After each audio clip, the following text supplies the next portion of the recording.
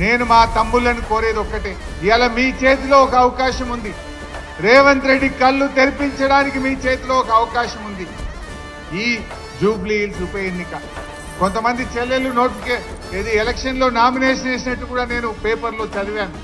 నేను మీతో కోరేది ఒక్కటే, జూబ్లీ హిల్స్ ఓడిపోతే రేవంత్ రెడ్డి ఏం గడ్డ దిగడు కదా, ఆయన ముఖ్యమంత్రి పదవి ఏం పోదు కదా, ఇంకా 3 ఏళ్ళు పక్కా ఉంటాడు ఆయన్నే రేవంత్ రెడ్డి ఉండాలని కూడా మేము కోరుకుంటున్నాం.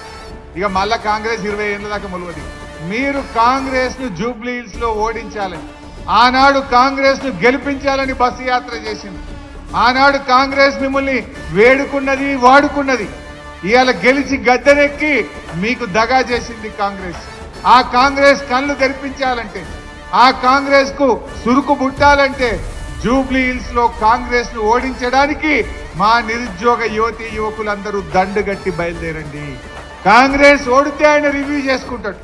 రాహుల్ గాంధీ అడుగుతాడు, నేను ఏమైందా నువ్వు ఎందుకు ఓడినావు అంటే అప్పుడు మా నిరుద్యోగ యువతి యువకులకు 2 లక్షల ఉద్యోగాలు ఇస్తా అని రాహుల్ గాంధీ, ప్రియాంక గాంధీ మాట ఇచ్చి మోసం చేసింది కనుక ఈ నిరుద్యోగ యువకులే కాంగ్రెస్ ను ఓడించిండు అనేటువంటి విషయం వాళ్ళకి అర్థం కావాలి. ఉద్యోగాలు ఇవాళ మనకు 2 లక్షల ఉద్యోగాలు రావాలంటే, మెగా డిఎస్సి రావాలంటే, జీవో 46 అమలు కావాలంటే జూబ్లీ హిల్స్ లో కాంగ్రెస్ కు గుణపాఠం చెప్పండి. అప్పుడే ఇవన్నీ వస్తాయి. గవర్నమెంట్ ఏం మారేది, కొత్త గవర్నమెంట్ ఏం ఎక్కదు.